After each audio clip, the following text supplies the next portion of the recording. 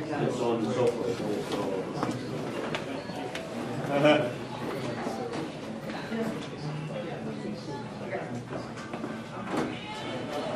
Anybody attending Solidarity Halifax?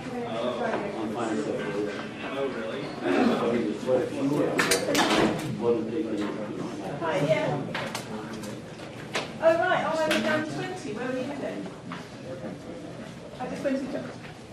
Oh, right. Oh, I was... No, it was still in the hall when I left. Yes. Okay. Gordon? Yeah. Thank you. Welcome to the 5th Annual International Convention of Platypus Society. Today we're going to do introduction and workshop with Solidarity Halifax. They're going to do a presentation first, then I'll do one of my own follow-up questions, and we'll open up for Q&A. I will introduce Solidarity Halifax. I'm sorry.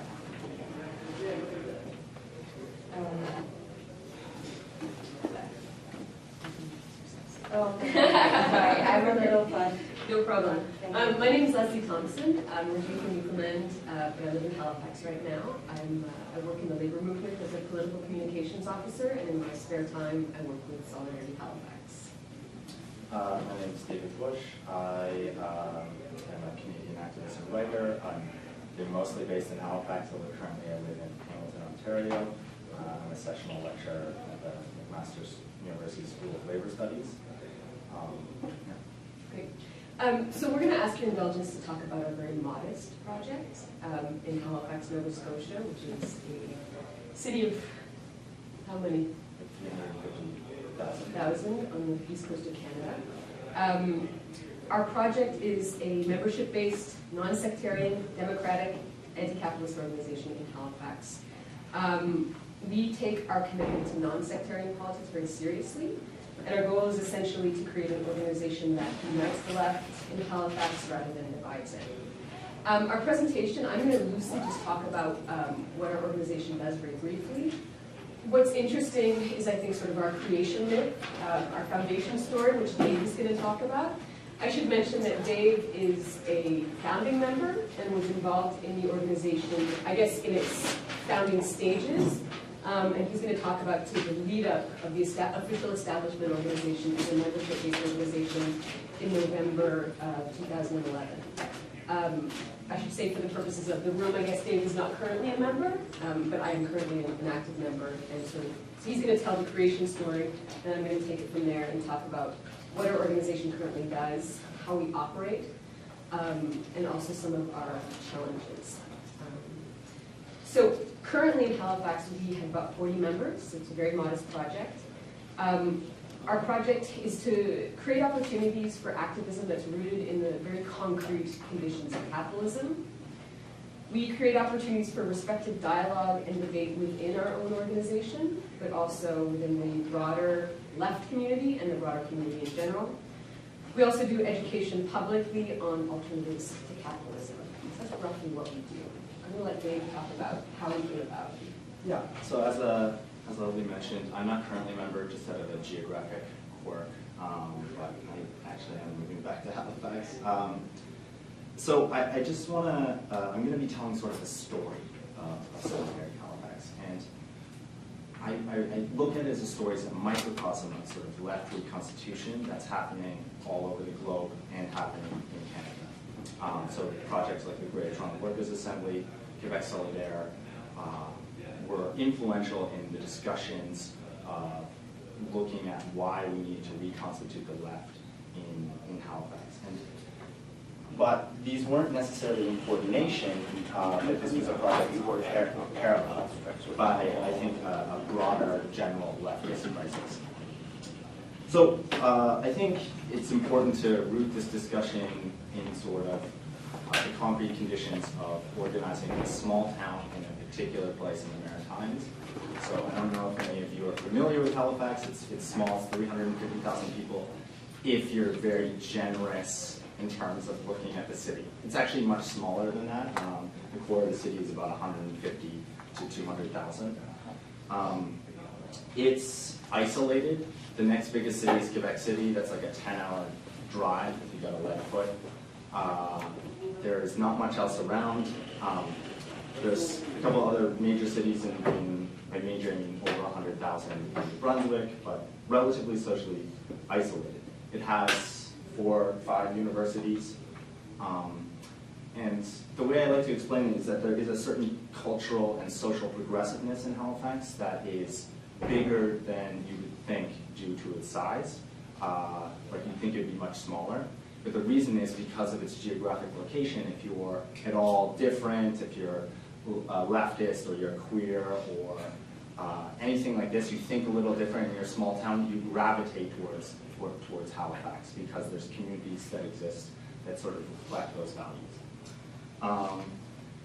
And the other sort of major important thing is when you look at Halifax, it has a long history of geographic and racial segregation as part of the legacy of slavery, but also the legacy of colonialism. And it's stark, okay?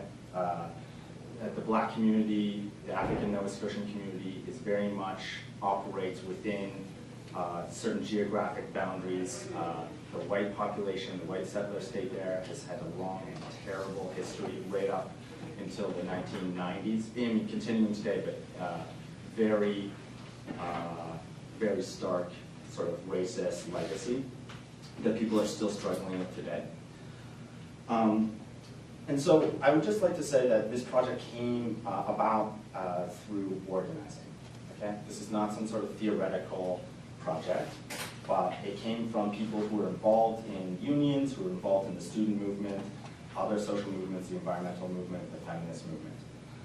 And there was, I think, 2 sort of shared frustrations. It was the frustration with a sectarian past, and when you're in a small town, sometimes sex can be like 2 people, or you know, so it's a little different than a bigger city, but definitely shared sectarian past. Yeah, and also a shared frustration with the sort of lack of organization, sustained organization. What I call this sort of alphabet soup of organizations that we've all been a part of. You know, I've been a part of like dozens of organizations that rose and then fell. And this sort of came from, I think, a collapse in the left sort of activity after the anti-war movement, which was actually fairly significant in Halifax. And I think there was a devolution of thought and practice during this period from post-2003 all the way up till 2009. People like categorize this period as definitely a reactionary period. We had a Tory government, the left was in complete disarray, and people who were at all progressive were either gravitating towards the NDP or spinning their wheels in projects that were essentially going nowhere. And in 2009, the New Democratic Party, which is the sort of social democratic party, though less and less so, was elected at the provincial level. And this, I think, caused, in the subsequent years, a profound disappointment with social democracy, which for us was not necessarily a bad thing. And the individuals involved in bringing about this project had a shared sort of understanding that the left was in crisis, yes, but it was not a crisis of resistance or struggle. Resistance, struggle, they happen, okay? They're always going to happen, no matter how bad things are, they're going to happen. It was a crisis of organization. And how are we going to organize ourselves to fight back and not just simply resist or beat back the worst of neoliberalism and so on. And essentially this conformed to our idea of like, there's 3 things lacking. We lack an honest debate on the left. Okay? That's a debate that moves and talks about our political analysis rather than about tactics. There's a lack of strategy that is laid out and is clear and that can be debated. And of course, a lack on the local level of coordinating resources. And this is something that might seem kind of weird, but when you're in a small town, there's a certain amount of money, there's a certain amount of infrastructure that's available, like sound systems, megaphones, and so on, that it just does not make sense to not know where those things are, coordinate their use within the union movement, student movement, and so on.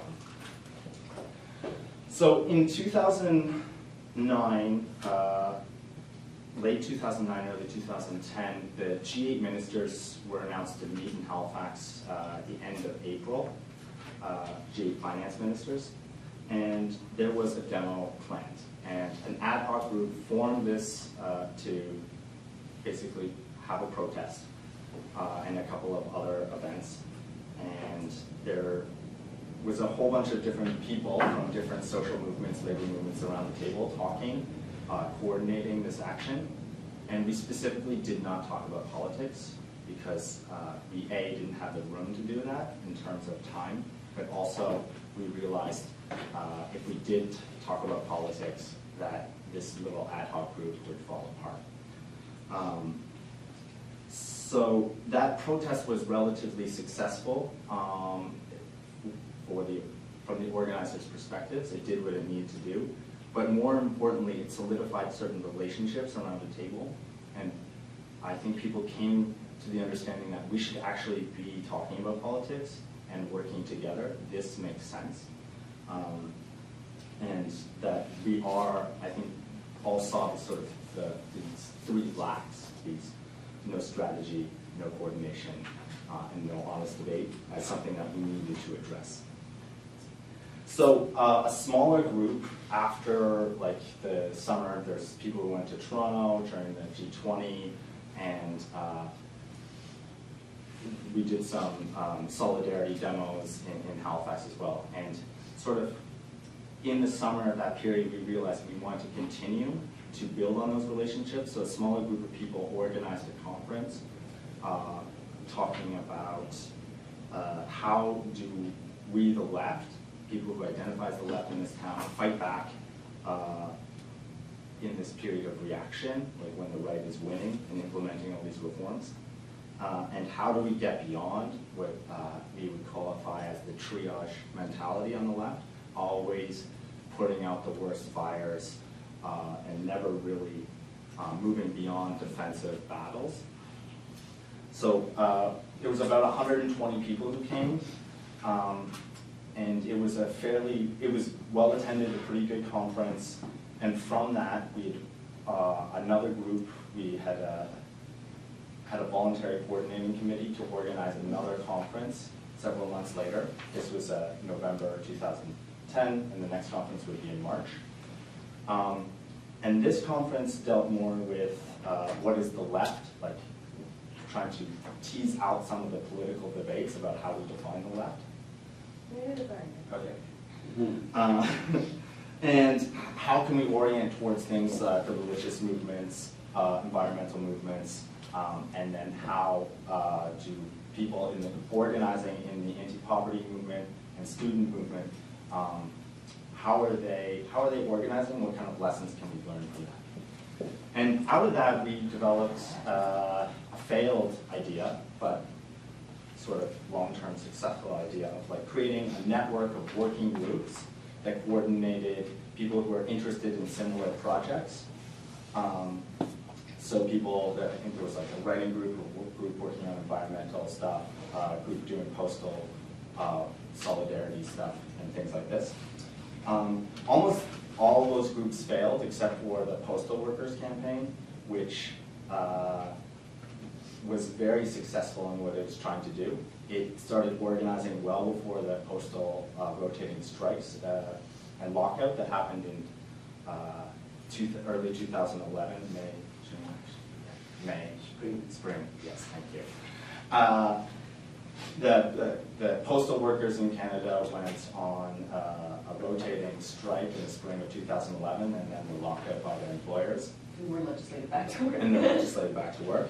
But what we were able to do with this campaign was turn a defensive struggle into an offensive struggle. We went door to door. We hit over a couple of thousand houses. We put up thousands and thousands of posters. On our door-to-door campaign, we were able to work with postal workers and then draw them into this Solidarity Halifax project. And we changed the level of debate on a very localized level. And we were able to coordinate some of our resources nationally. So the types of graphic designs, websites, and things that were coming out of Halifax were used across the country. However, by and large, this idea of a sort of a loose network failed. But the dynamic tension of that failure, of this trial and error, allowed people to mentally buy into the idea that we needed a more firm organization that was more reflective and accountable. So this idea of basically a membership-based organization came about. And there was a third conference organized in November 2011. Again, something like 80 people showed up, where people talked about organizing experiences and reflected on those, and then this idea of pitching a membership-based organization. A membership-based organization was pitched. And I think this process of trial and error, what it did was it created a positive reception to this organization. So a bunch of people joined, but even people who didn't immediately join were able to have sort of a positive sense of that organization and work with it and understand that they could have good relationships even though they're being members. And on some level, it changed the discussion and made a new reference point on a local level.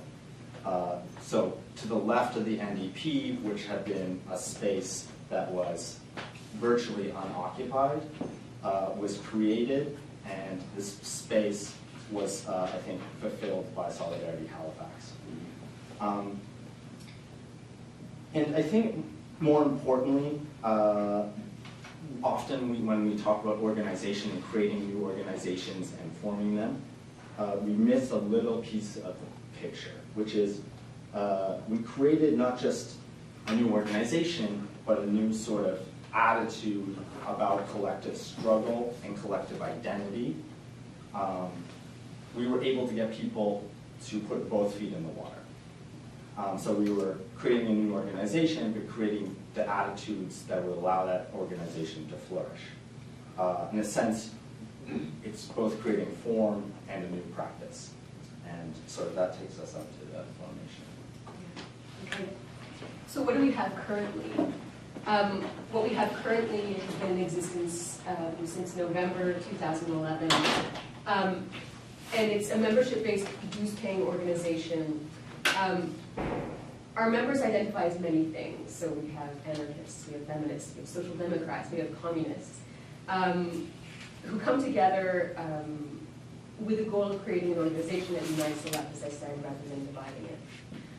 We're fairly unique on Halifax's left insofar as we also are multi-generational, and I think that's often unique on the left in general. So we have, as members, undergraduate students who are members of their student councils. We have veterans of left movements in Nova Scotia and elsewhere from the 60s and 70s. So we have a broad spectrum of experience of activism and organizing on the left. And we draw from that, insofar as we actively attempt to not repeat the mistakes of the left from the past. What's also important about our membership is that our members don't represent any particular organization, although it's apparent by virtue of looking at who's part of our organization. We have members who are deeply involved in other progressive left organizations in Halifax, but no one's there wearing a particular hat. So I'm a staff person in the labor movement. One of our members is the president of the Labor Council. So we have people with their feet in the door in all sorts of different left organizations. No one represents those organizations in Solidarity Halifax, but one thing we realize is that by having this representation in other groups in Halifax, we have the opportunity to leverage that power in those other groups. And we hope ultimately, and we think we're starting to do it, to push those other groups further to the left, so labor, student unions, for example. And some of our working groups, which I'll talk about in a minute, we take that project on. So what I'm going to talk a little bit about is what we do and how we're structured. What's interesting about our organization is that we feel that we're attending to the sort of crisis in organization that Dave was talking about. So we have mechanisms in place that ensure we're democratic, so we make decisions and everybody makes decisions. We have mechanisms in place that ensure that we don't get mired down in our own internal administration, which was a feature of one particular previous group that had a lifetime in Halifax and then kind of died, which was the Halifax Coalition Against Poverty. I think they got mired down in their own sort of internal business. We have mechanisms in place to ensure that we're a long-term organization. So Dave referred to the fact that we've both been organizing since the 90s, and we've been members of so many organizations that are particularly issues-based and have a very short lifespan. So Solidarity Halifax has mechanisms in place to ensure that we have longevity. And having longevity, an important feature of having longevity is avoiding burnout. So I'll talk about that in a minute. We balance reflection and action, and we make internal education a priority. So basically, Solidarity Halifax is also a response to the fact that too often vibrant organizations and vibrant movements on the left lack the staying power to survive. Because we see the departure of organizers, particular people. We see sectarianism, we see specific focuses on just issues. So our goal as an organization is to overcome these pitfalls through our structure, but also through our practice. So there are three key features to our organization. The first is the general membership meeting. So the general meeting happens once a month and is a space for theory and practice to take place.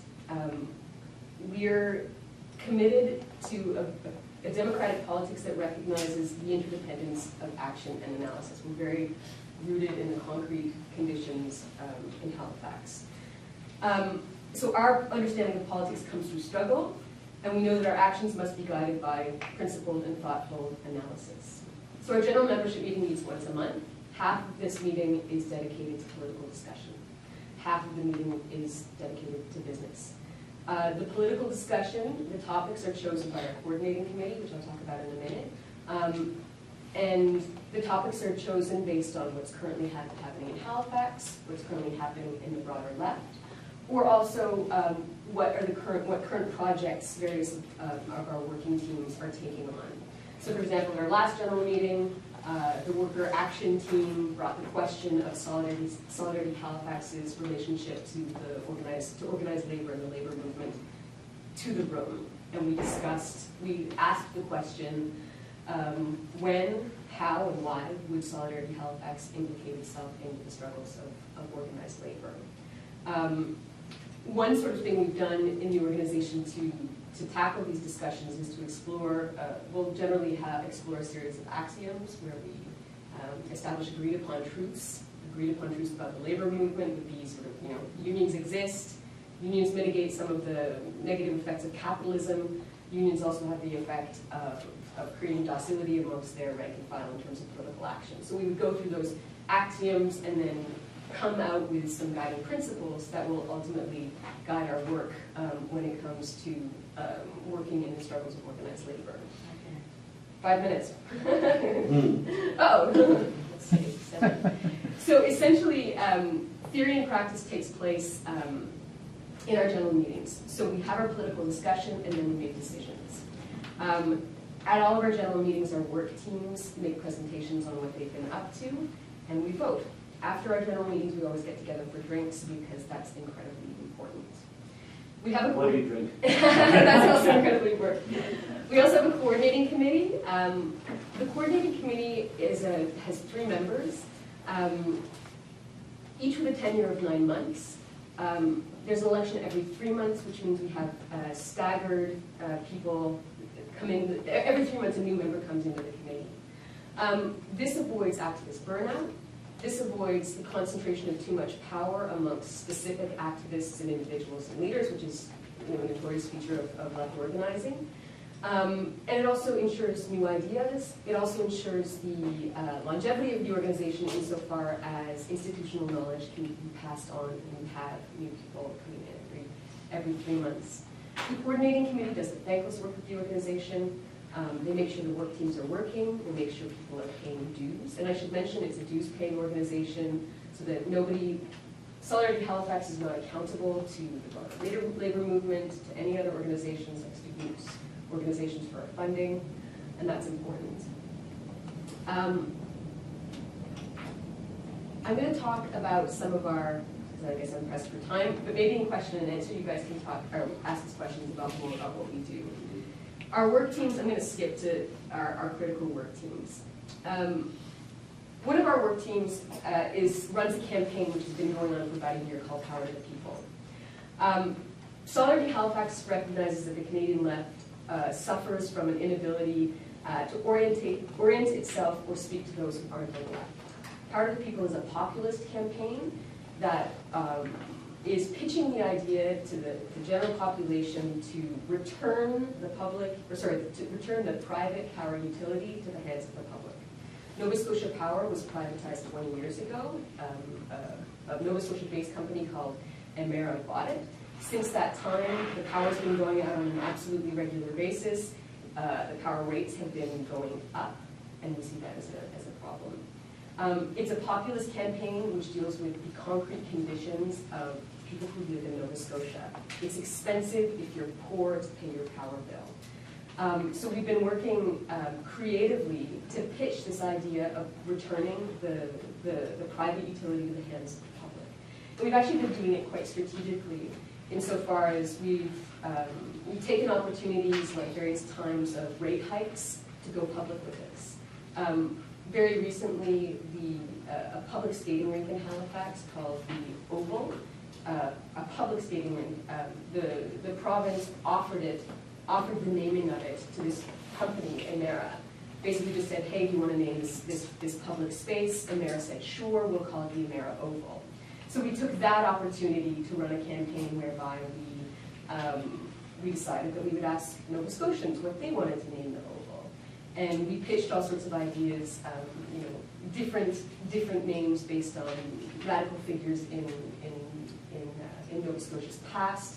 And we basically ran a campaign whereby we asked Nova Scotians what they wanted to call the Oval, and basically said to them, a private corporation should not be able to put their stamp on a public space.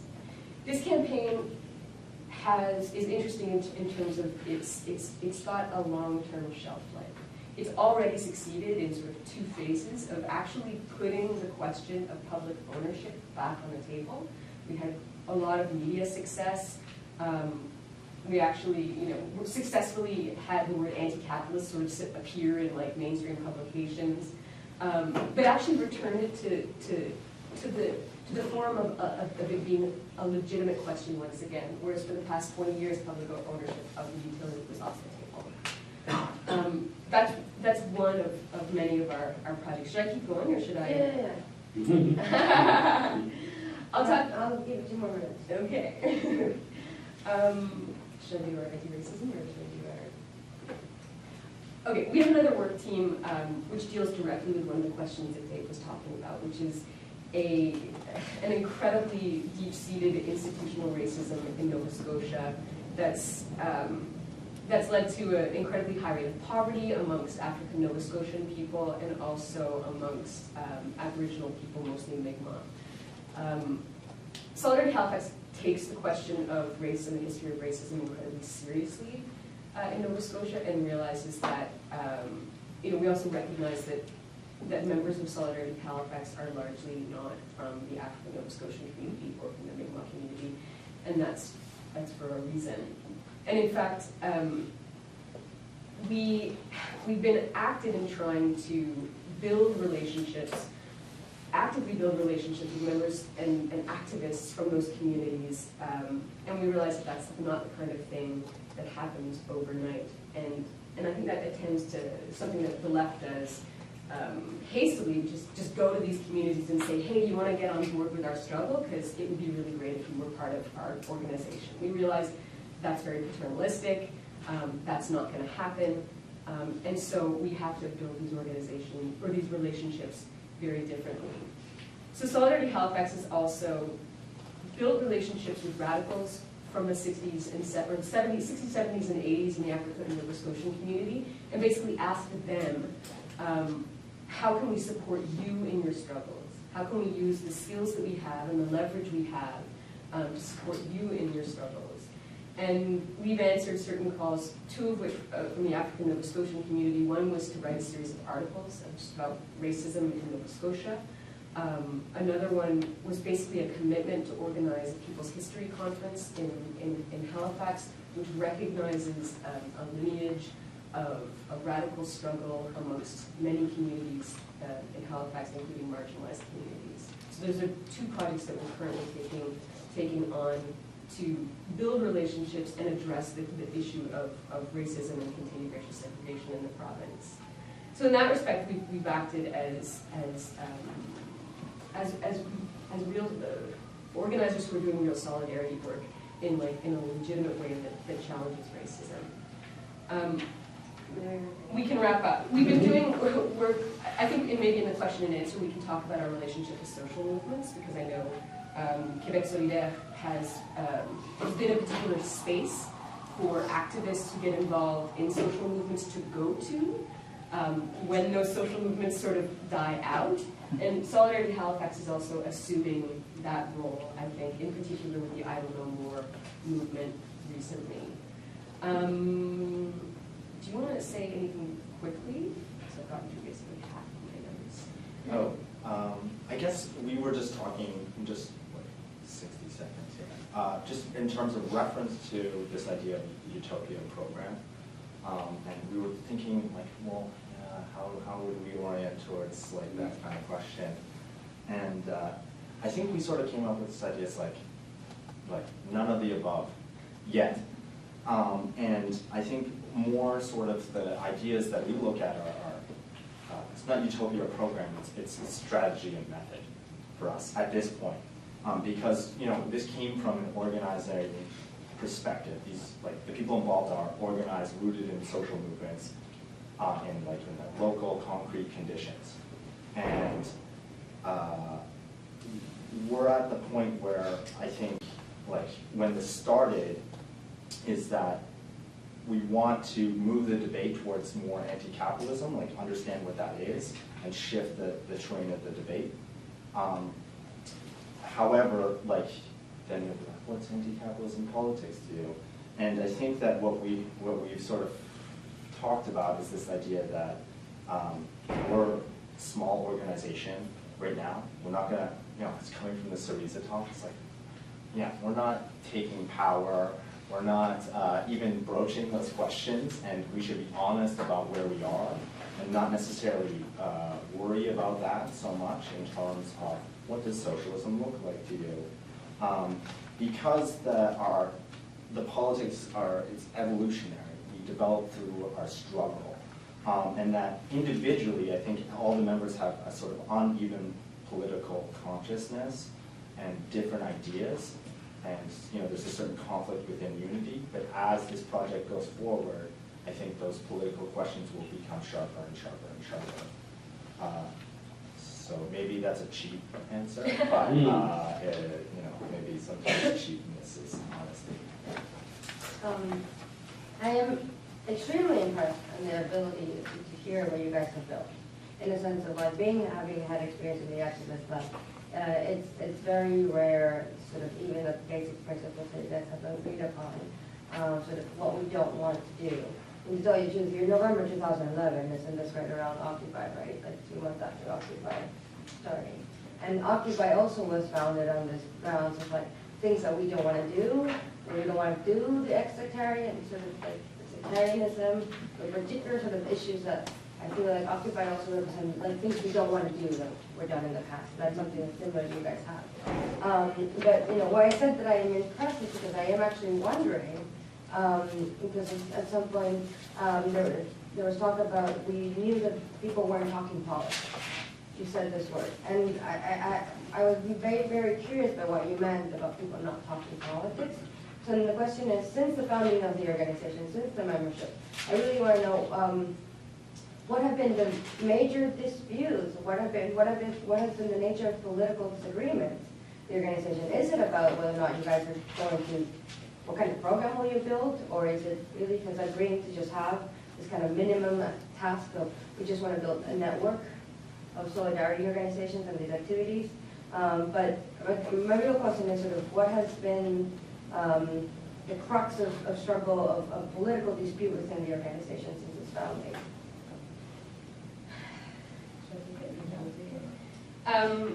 That's a really good question, and I think it's still early stages.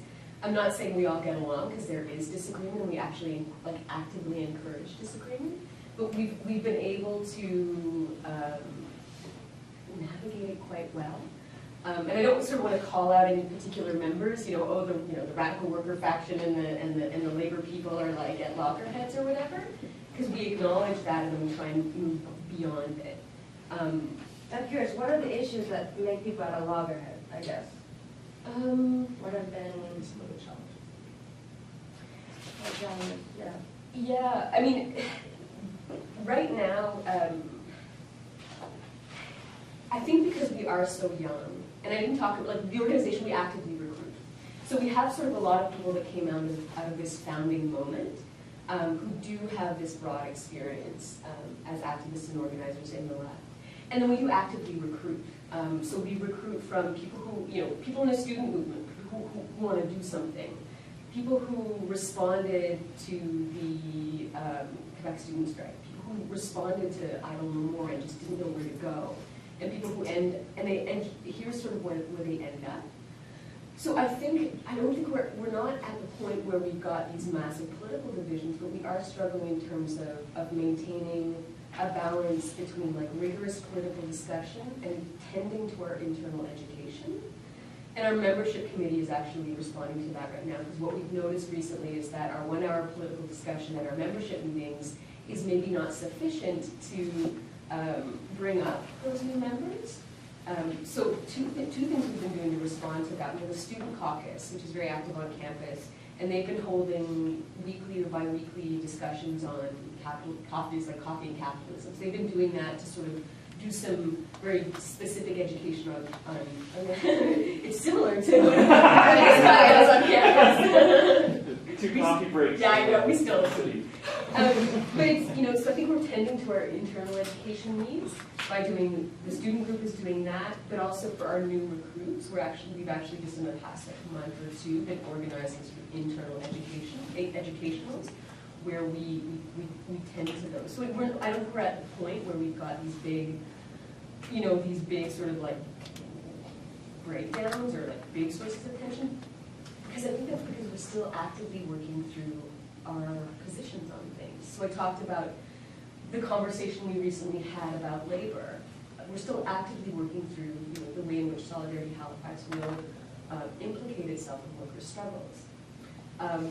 Several months ago, we developed guiding principles for how Solidarity Halifax implicates itself or relates to the Democratic Party, which is in power. Now, these things will probably change. We have an election coming up.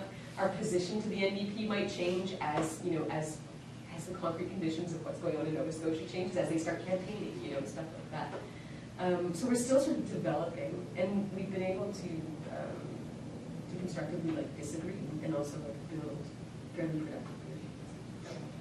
Okay, open to Danny and then I just wanted to ask if you could clarify what your response was to the sort of utopian program question. You said neither above, but strategy and method. And when I think of strategy and method, I think implicitly in it there is a goal. There is a strategy.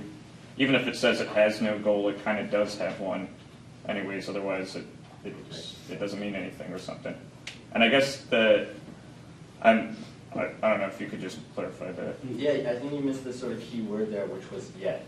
In terms of we don't have a fixed goal, mostly because, and it's hard for me to speak exactly what's going on now, but I think I look at the project as a process through struggle. So as the group will orient towards different campaigns it's running, that it develops a sort of political culture to question what's our line, or what's our approach and our political analysis about sort of, let's say, bringing Nova Scotia Power back into public ownership. and what does that allow us to do? And then how does that relate to what we see as anti-capitalist politics? Because on some level, while it would be kind of easy to say, you know, we're a socialist organization and we believe in sort of the nationalization of like heavy industry and so on. You know, heavy industry doesn't exist in Nova Scotia or whatever. You know what I mean? Is that what that does is that sort of, I think, short circuits the sort of better. I think it short circuits a question, which is it's actually not rooting that sort of utopian program into the sort of elements of what struggle look like today in Nova Scotia. Is that all those questions are still up for debate, and to be an effective organization and to draw in all these different organizers, that it's a process of being. I know it's sort of a cheap answer and it's not very clear, but I think that this, yeah. And So this might be another kind of premature question, but I found it really interesting that around your founding moment you posed the question of what is the left? And I'm wondering like how, what followed from that by way of any kind of answer or consideration, and maybe to put a finer point on that, since I imagine there was a lot of sort of general disagreement perhaps, or not not the clearest formulation. You mentioned that you try to push groups to the left. So what does that mean, and what does that look like when you do that? I think, again, that's like, I think that's more of like, that's what we hope is going to happen. Certainly, we have a worker action committee, and we hope that we will implicate ourselves in worker struggles so that, or in the struggles of organized labor, so that we can push labor further left. And I think we'll be doing that by working with rank and file members, also by filling gaps. I think Dave talked about the way in which the organization, before it was officially founded, implicated itself in the postal workers' strike. I think what we did was quite ingenious insofar as we filled a gap that labor, when it goes on strike, often doesn't do, which is talking to the community. You know, like basically just like making labor's case to the people who use those services. And because strikes are often just, you know, they get really entrenched in the picket line and the relationship of the workers to the employer.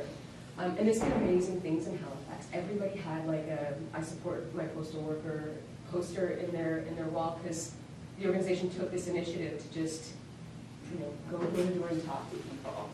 Whereas like also, I mean, labor often, you know, at points of crisis and struggle, you might not have time to do that because you're trying to hold the line. So I think, you know, I mean, that's one of the ways by implicating ourselves in existing progressive groups and trying to nudge them. Maybe it's sort of opportunistic, but I was talking about the members we had who were involved in student politics. There's 5 campuses in Halifax. It's a massive student population. And student councils have the potential, and I mean, I don't know, like it seems to me like there'll be a left-wing student council one year, and then like it'll go to the right, and like, you know, like they're subject to the change in the student body. Solidarity Halifax intends to have kind of like, you know, a long lifespan, and if we can sort of get into the way that student organizing happens on campus, and that's already starting to happen, maybe we can push that a little bit. But right now it's pretty premature. Like we're just sort of sussing out our points of pressure and the power that we can leverage in the community. I would just add, just briefly, like again, we have an uneven individual political consciousness, right? So that individually I could probably answer those questions, and yes, they would probably change over time as I get more bitter when I'm older or something. But you know, I can answer that. But on a collective level, I think that we're still working on. And you know, we had like a little panel debate, what's the left? Like one person talked about the left is sort of aspirational. One sort of person talked about like left sort of as through a personal lens, and then another person talked about left. What's the left is like it's to the left of the political party structure, so it's workplace struggles and so on. And I think that those levels of discussion, like those discussions are still happening all the time. So what it means is like, how do you intervene in struggles if you don't know what the left is?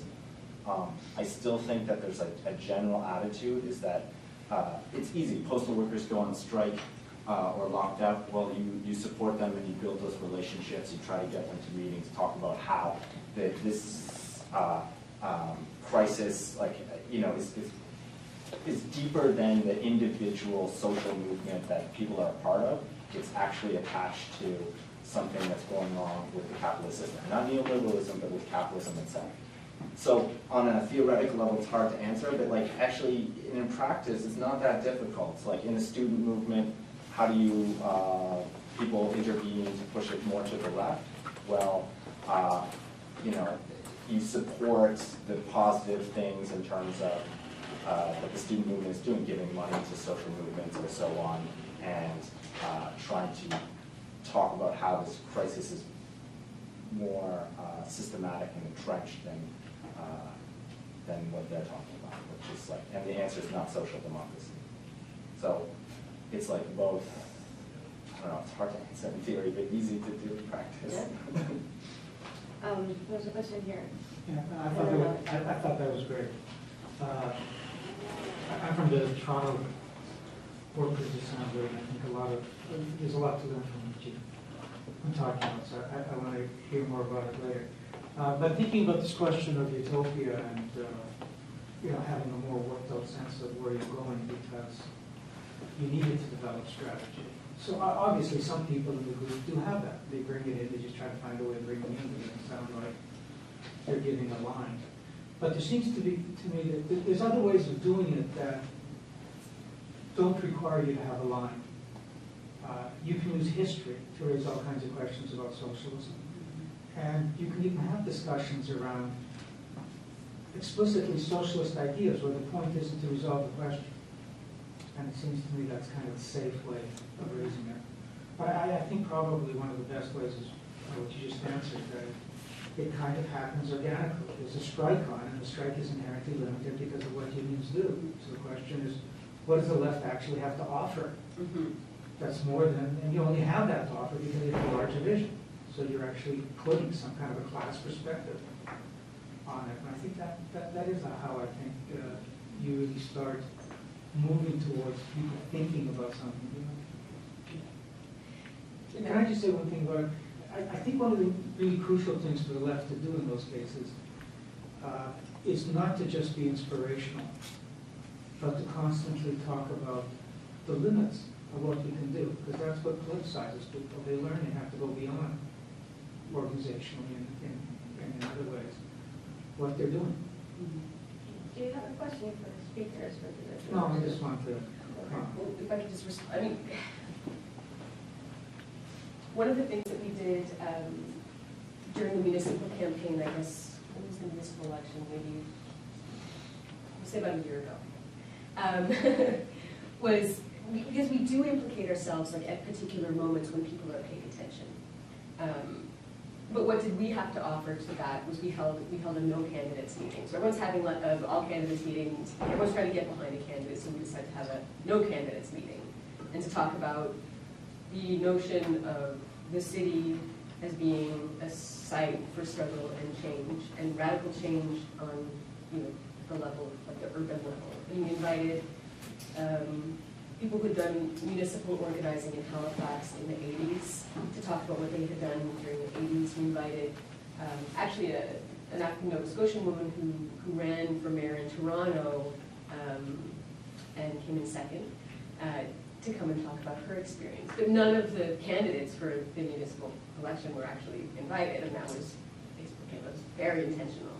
So we take opportunities to which exist, postal strike and the municipal election, to sort of offer something different or create a situation where different conversations can happen.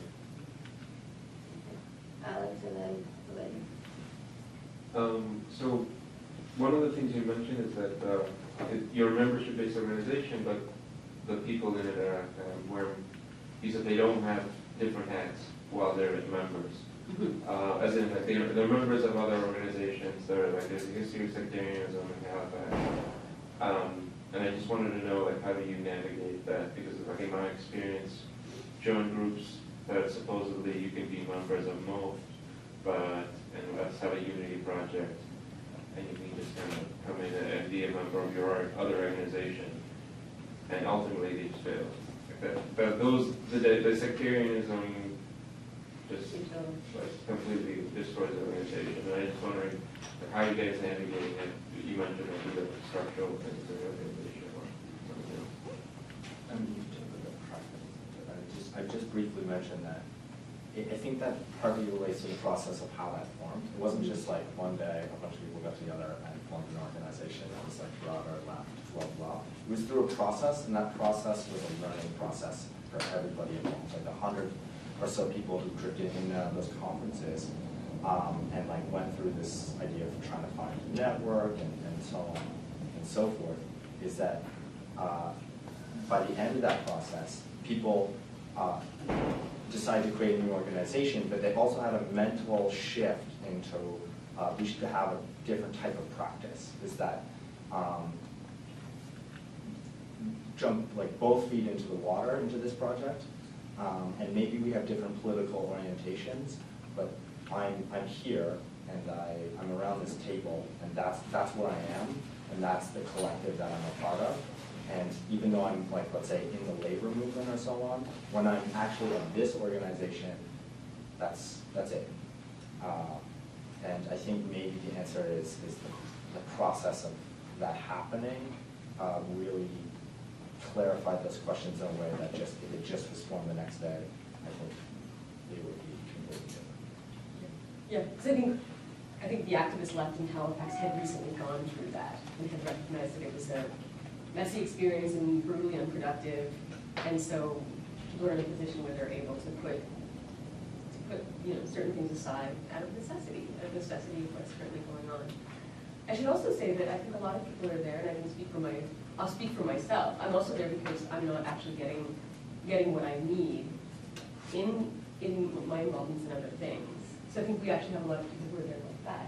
People who aren't getting everything they need or feel like they can't do all they want to in other organizations in which they're involved. So it's an opportunity for people to also not just whatever, like suppress their like politics or whatever. I wouldn't even say it's that. It's just about for people to like productively disagree, but also like do stuff that they can't do in other organizations. Your question. I have to preface this by saying I feel in some ways we're having a similar question asked again and again, which probably speaks to a lot of our experience, collective experience as activists in various situations. So I'm going to ask probably a similar question, but from a slightly different angle. I think in a way, from my experience, both the strength and the weakness of single-issue organisations is that they don't really address the wider issues or join the dots, if you like. And in creating an organisation which brings together a lot of these different issues, then you might be starting to join the dots, but when you start to do that, that's when you can turn people off. So is there a danger in, if you either have to avoid the theory, if you like, and then just focus on the practice, which it's easy to unite people against things, which is what a lot of the practical activism is about. But it's harder to unite people in favour of something, and you did mention right at the beginning alternatives to capitalism, which is more of a positive idea there. But how do you actually, is there a danger that you never actually get very far in developing these ideas and the discussion of ideas, because if you go there too far, then that's what's likely to be divisive, and that's what a lot of organisations find.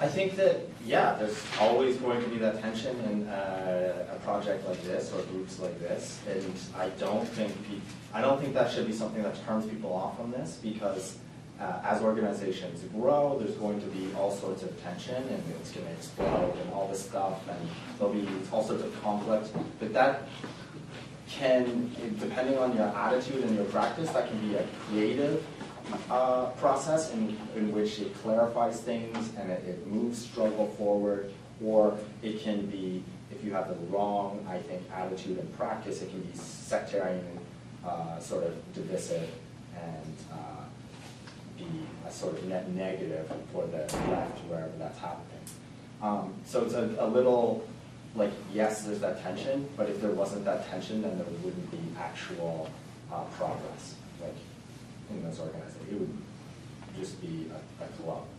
Yeah. And Solidarity Halifax isn't necessarily a line, but we do have lots of opportunities for people to work. So our work teams, anyone can form a work team. Every work team, all they need is a convener. The convener calls a meeting. If people are interested in coming to that work team, starting a project. Like, it's very, people create their own projects in it. So we currently have seven different work teams. In a month's time, there might be 8, there might be 6. So our projects, are places where people can work on projects they want to work on, basically.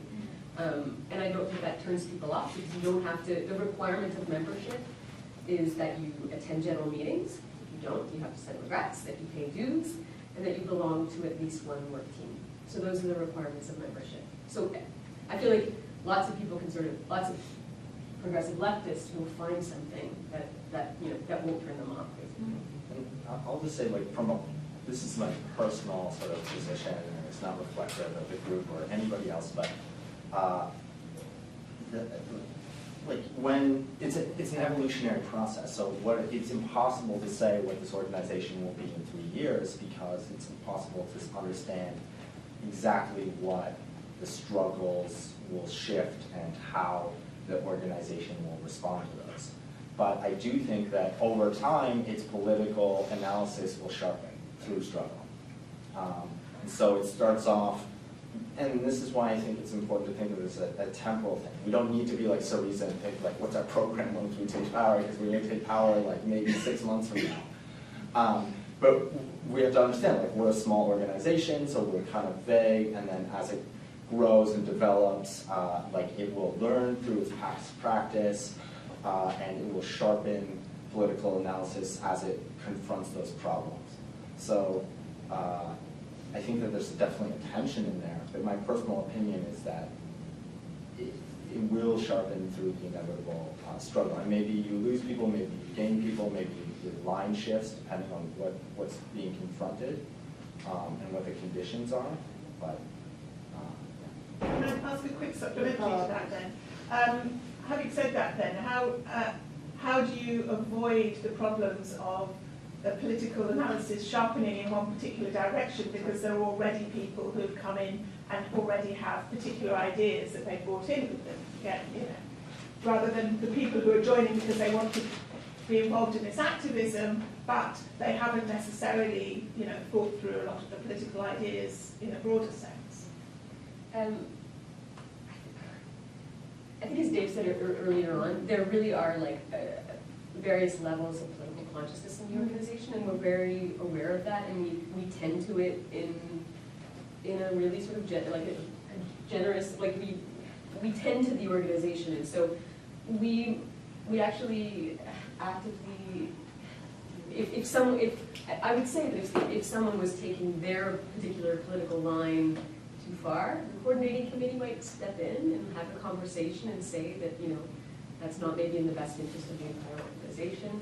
And so it's just sort of navigating this speed of growth, speed of new recruits, new people coming in, trying to bring everybody up together to a degree, as opposed to, focusing all of our energies and projects and politics within a small group of people. And we're very conscious of, we want to grow, and so what is needed for us to grow, and that's actually a really humble approach to politics.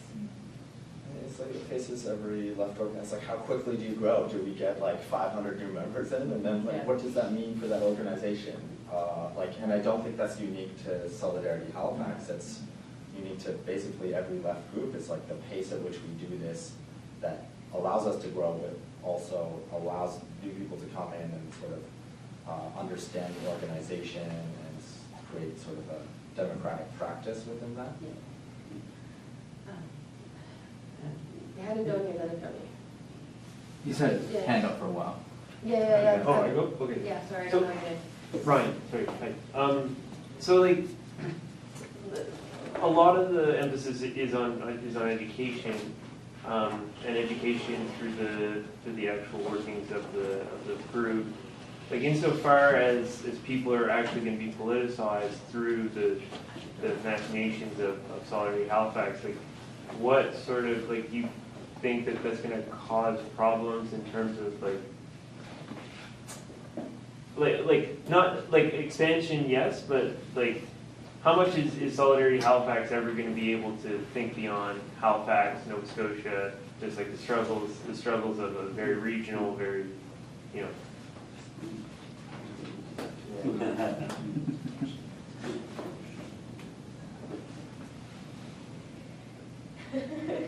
I think those are the questions we ask ourselves all the time.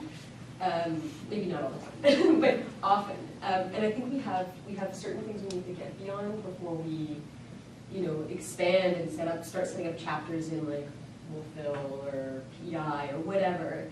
I mean, personally, I think we're very, at the moment, we're deeply implicated in the struggles within the Halifax Regional Municipality. Will we expand? I don't know. I think the work of our anti-racism group is really rooted in Halifax as well, and I think we want to focus a lot of energy actually on doing that work with African Nova Scotian communities and Mi'kmaq communities before it might be reckless to sort of, think about setting up chapters elsewhere before we tackle some of those incredibly important issues. I'm just speculating. So for the time being, I think our scope, it really is Halifax. In our People's History Conference, which we're planning for the fall, we might go a bit beyond and look at some radical histories in Cape Breton. But right now, we're dealing with the concrete conditions of activism, organizing, and people in a particular city. Again, I'll say this as an individual because there is no organizational, I think, line about this stuff. But like, just even imagining an organization, an anti-capitalist organization in Halifax, if it grows and becomes pretty successful, then yeah, it's going to be confronted with questions of not just speed of growth, but also scale of growth. Like, how do you approach provincial politics? Why? And then you can't move too far ahead of the rest of Canada if the rest of Canada becomes reactionary. Because so it's a question of like, how do you orient towards the broader Canadian left, I think, and things like this. Like those questions, I think, are pretty far away. I imagine in Halifax, that's my understanding. But like they're real questions. Like it's important to understand like how do you link up and have conversations. And part of my thing is that I've moved, and there's been some people who've been like members and for whatever reason moved away from Halifax. And I find I'm deeply frustrated with the level of struggle in other places in terms of I don't see this type of approach. So I'm in Hamilton, and it's frustrating. Other people I know are in other cities, and they also would like to see organizations that are similar in other cities. Jeremy? I got maybe two connected questions. One building off of Ryan's, and it's more of an observation that I'd like to hear you comment on. It seems like Halifax is always bobbing with currents that happen outside. So like the earlier generations of people in the 70s were deeply influenced by the new communist movement in Quebec. They sort of like blew into Halifax, and movements tried to navigate with these outside forces. The ultra-globalization movement, like when you talk about sectarianism, you're not talking about Marxist sectarians, you're talking about anarchist sectarians, like around, right? So there was a way in which Halifax had to cope, like with this kind of growing movement that came from outside, and then Occupy, and then even Idle No More. In some ways, it rolled into Halifax, and there was a way in which it seemed like one of the first challenges for Solidarity Halifax as an organization is how are we going to deal with this thing that's sort of like coming into the city, and how will we, be able to grow, contribute something to it. So I think there's this question of, the question that Ryan posed, things coming from the outside, how can Solidarity Halifax not simply bob up and down with, I remember when Occupy blew into Halifax, it was like just us suddenly filled up with like 80 people, came out of nowhere, and then Solidarity Halifax was more proactive than any group that I've experienced in really engaging Occupy, like getting down there and being very engaged with Occupy.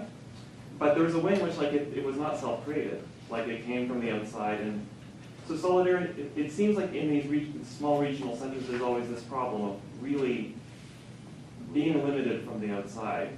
That was sort of the first question. So like how do you discuss this kind of vision, and you have now organizational experience with it?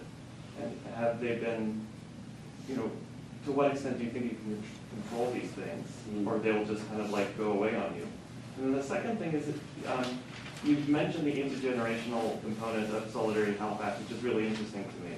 And I've noticed when we go to events, there's like, multi-generations of people there. But there's also this kind of, you talked about making a break with this legacy. There was a way like you wanted to learn the lessons of the past. So I wanted to know what the lessons of the past that have been learned are, and how you sort of like been able to move beyond it. Because a lot of like the anti-oppression or the anti-racism, you can find antecedents of it in the new communist movement, or some of the people who are in the organization. Like if you were talking about reaching out to African Nova Scotian activists from the 60s and 70s, so to tell you what to do in the present. So in a way, it's unclear to what extent you're not. So how does here's the question, how are you working through this past? What are sort of the lessons of it? And I know there's active discussion within the organization. I know this is something you're dealing with, and I'd like to hear you expand on what those discussions are. Sorry. Two big questions. We've been here for 2 years and had a lot of questions built up. Do you want to start with any of that? I don't think so. I guess I would just say, I'm not going to answer any of your questions. I would say, like struggle bobs up and down in Halifax, but struggle bobs up and down everywhere. And to me, sort of my personal experience in learning a lesson is like, okay, how do I ride out this struggle without necessarily going with the boom-bust cycle of it, and capturing that sort of energy and then sort of infusing a certain type of analysis to make it, or certain individuals politicize and make certain parts of it have more long-term momentum. So, like, yes, this stuff comes into Halifax, there is no doubt, but I also think that is a broader question than just small town Nova Scotia stuff. Sorry, no.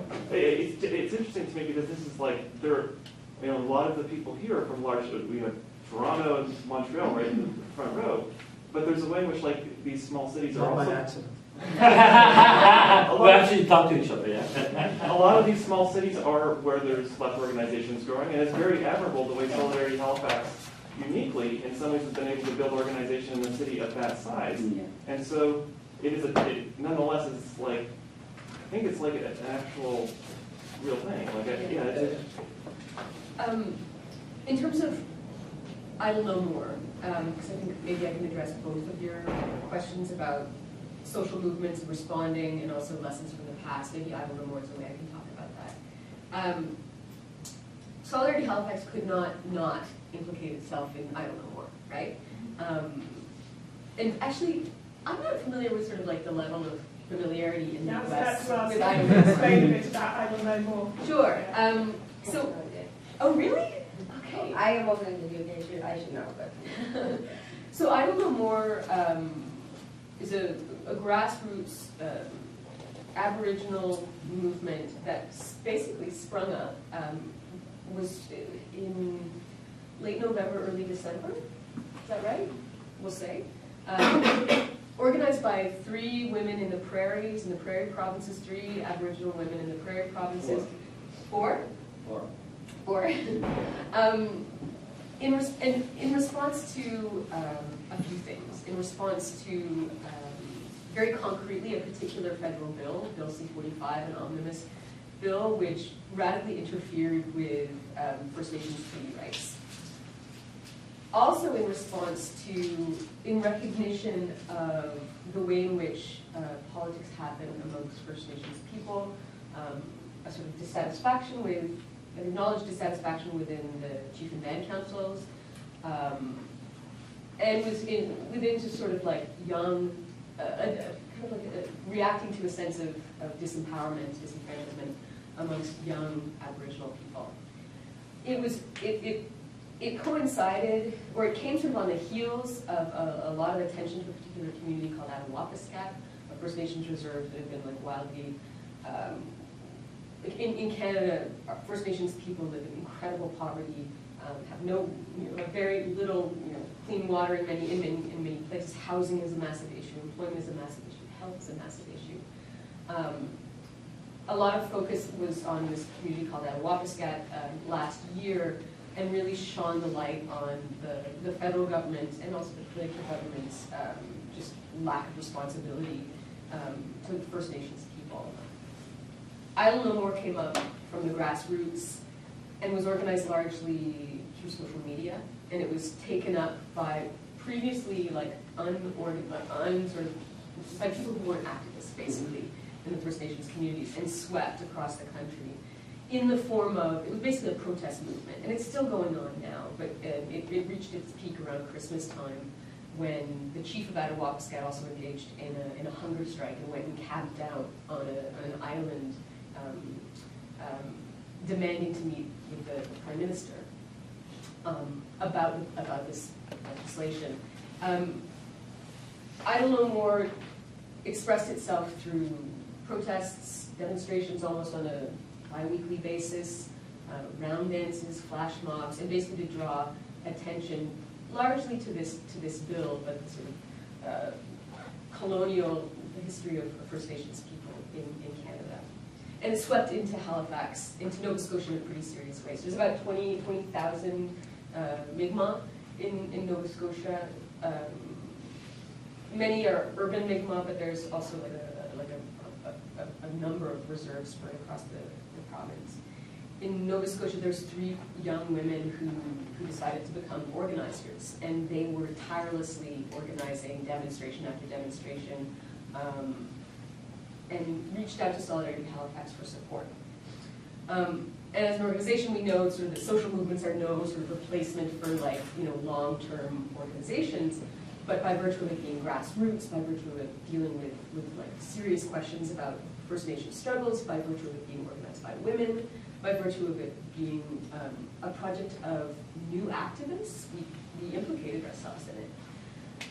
And when we did, we actually sat down with the organizers and said, we're an anti-capitalist organization, do you want to be associated with us? Like, that was actually one of the first things we said. And they actually asked us, what is anti-capitalism? And so we had that conversation, and we made it clear, like, who we were, what we stood for, and they were like, yeah, let's do this. And so what we ended up doing was filling in certain logistical and educational gaps that they simply couldn't. These women were like on their cell phones every day just trying to get bodies out in the streets, right? And they identified education as a real gap amongst, basically, education amongst like white settler people. And so the first thing that we did to support them was to organize a teach-in. We did have like a lot of internal debate within the organization because one of the primary focuses of Idle No More was a federal bill, and that's not generally the terrain that Solidarity Halifax works on. But nonetheless, we were like, okay, we need to support this movement. So we organized a teach-in to try and fill a gap that they identified, and we actually invited a member of parliament. That was highly controversial within the organization, to invite a member of parliament to speak to the bill. But we did. We invited various of the organizers of Idle No More. We invited a Mi'kmaq elder who could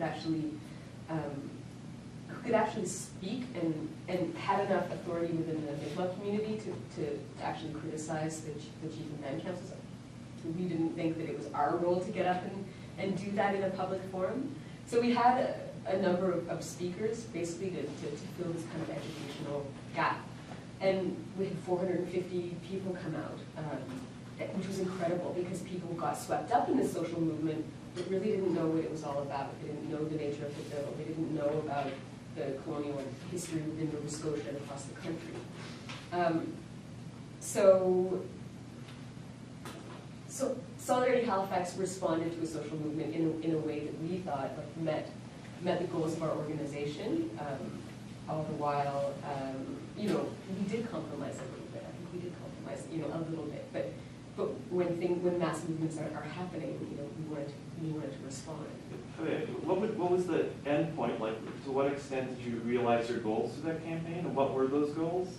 Those kinds of, like, when I mean take hold of the situation, is like, it doesn't just pass through you, because it was amazing. There was like 400 people at the event, and then I don't know to what extent the organization feels like it was successful, or, yeah, those kinds of questions. Yeah, I mean, we've done a lot since then as well.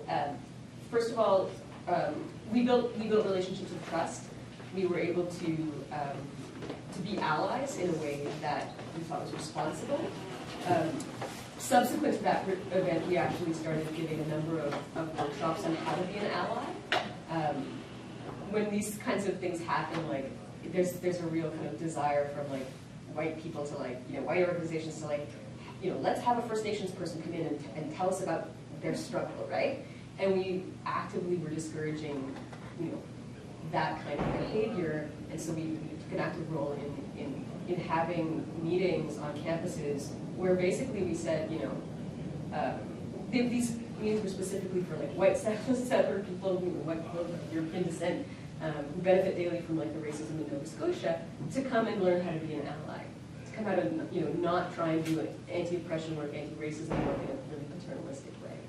So the teach-in, I think, filled a gap, and we were asked to do something. We were asked to fill an educational gap, and we did.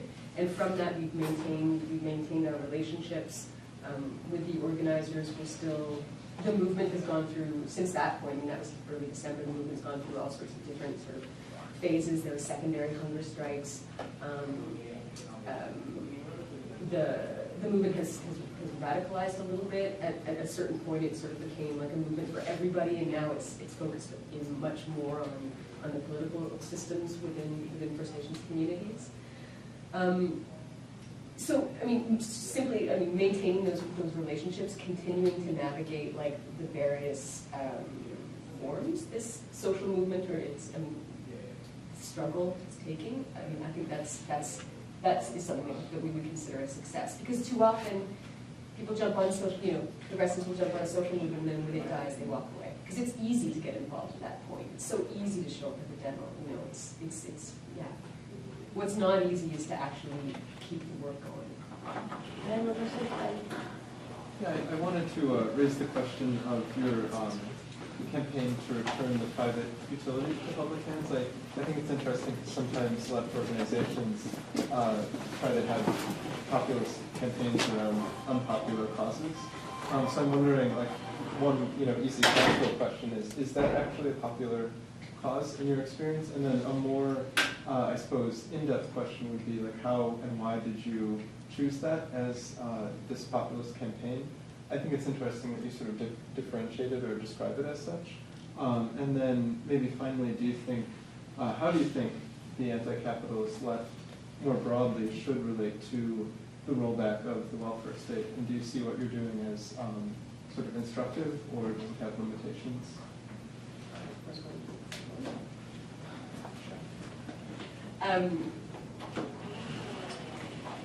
In Nova Scotia, people are aware that, like, as I think I said, that like the power goes out all the time. Like, I'm from Newfoundland, where the weather's really bad, and we don't get nearly as many power outages as in Nova Scotia. Like, it's kind of a going concern.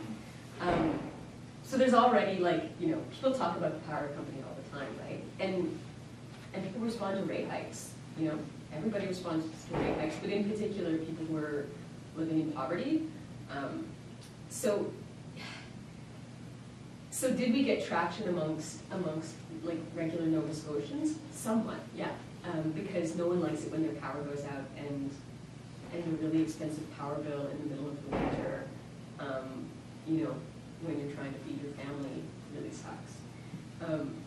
So I think it's a campaign that has broad appeal and legitimately has put the question back on the table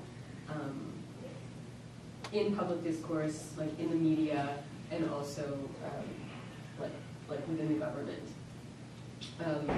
Dave and I were talking earlier, and the campaign. One of the virtues of the campaign, it's been through two phases. So one was sort of the introduction of the campaign around particularly the rate hikes. The second was around the skating rink.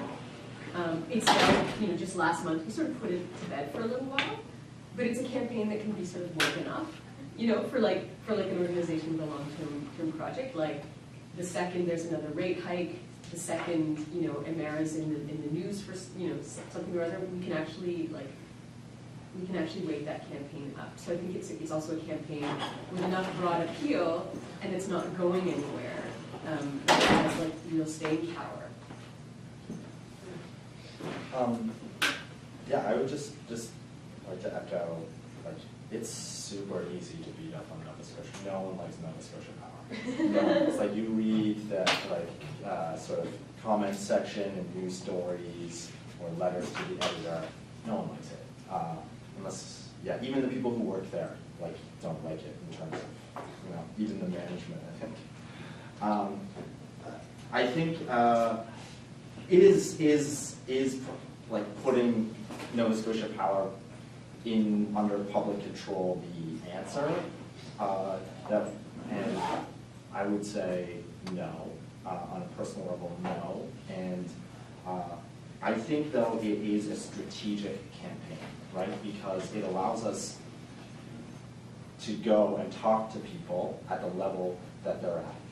So instead of talking about, like, let's like call for the sort of workers' control of Nova Scotia Power into like collectives and or whatever, like sort of program that we could have around a future power system, which I think are interesting questions to talk about. That's orienting towards our left, and keep in mind, like, I think, you know, we're the 1%, like the anti-capitalist left, like, you know, it's not big, like, and I don't want to orient, like, on a personal level in my interactions, I don't know about everybody else, but I don't necessarily want to talk to always the people on a campaign, to people to my left. I want to talk to people to my right. And it's not necessarily an answer, but it allows us to talk about that stuff and put anti-capitalism back on the agenda. And also you have to remember that the three major political parties, even the Social Democratic Party, which is in power, the NDP, like, refuse to touch this issue. So they've left it open for us to push on this. So what we're pushing against is, and making the NDP, we're dividing certain parts of the left from the NDP.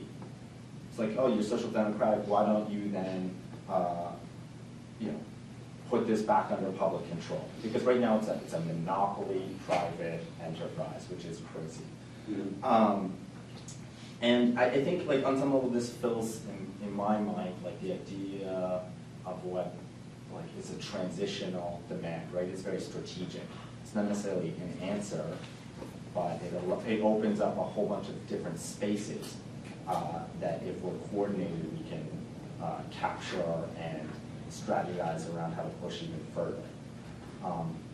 And I think, like, you know, in the conversations I've been around part of, in terms of Nova Scotia Power stuff, it's really easy to devolve totally into populism, to be like, like, if this is publicized, I don't know, it's like put under public control, that your rates will automatically go down and so on and so forth. Well, like, yes and no.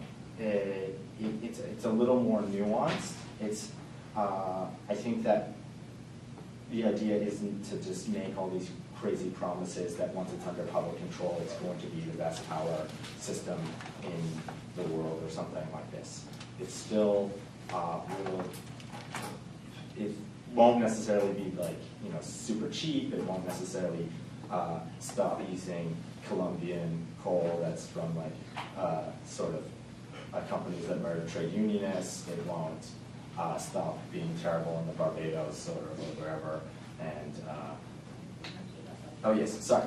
Like, but the point is, it is a transitional.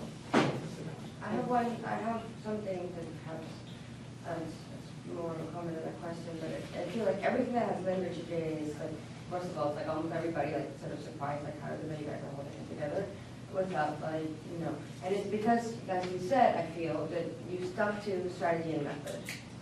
But, you know, this event is, the convention is, you know, putting the utopian program on the these are sort of looking that we define the question on the left. So there's a real question of sort of, you know, you admitted in the beginning of your talk about sort of, we know there's this crisis on the left globally, and you spoke of the current reconstitution of the left. But your method, your approach of doing this is focusing on strategy and method, which then sort of seems to imply that if you think that the problem with the left has failed historically is because it's failed to properly organize. And it seems like your activity is moving and succeeding to sort of organize and organized, you know, like network those who haven't and hadn't. But there's a real question of whether or not you will come up to the limits. What happens when some of your campaigns start, you know, this momentum that you have starts failing, you have some defeats. When that happens, and what will hold your organization actually through longevity? And when the defeats start settling in and you have to assess them, and you have to assess, well, what are really your long-term goals? If like certain kinds of activism are not succeeding. And is this really the solution for the crisis of the left? And I know it's sort of like you have a very particular social like, city size that I'm not, you know, I almost can't imagine, but it seems that you've been very successful to penetrate the scene and to rattle people into certain kinds of activism. And then what? That's the question. And sort of like how will you begin to address the real, like the long-term concerns of the left? Or is it that you believe that the left is about simply organizing the unorganized in a sense, and that is your solution to the present imperfect? Yeah. I think maybe next year when we come to the convention, we'll be able to update you on that. Okay. I would just say, like, you know, from a personal perspective, it's not like I don't think people are opposed to like utopia, imagining utopia, and like forming programs. It's just, okay, then how do you go about that? Do you just sit in a room, or does that come from a place of struggle? Does that come through a process and a method? Because I think that it is pretty easy to go and actually just craft a utopian program, but how do you graft it on to actual lived struggle? And I would say that people, like, I know that people in Solidarity like, want to talk about this stuff and do casually talk about it, but it's a process of how you go about it, I think. So it's not necessarily being, you know, we're just organizing the unorganized and that's it. It's more, you want to talk about utopia program, but like you have to recognize that, you know, we're small, we're new, we're like in a particular concrete situation, and it maybe is an evolutionary process. Okay, well, thank you so much for your time.